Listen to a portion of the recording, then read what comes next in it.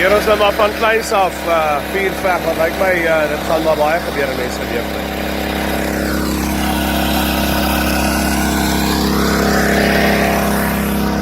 Kyk, onder daar waar die rook is, by die rook laat dit weggaan.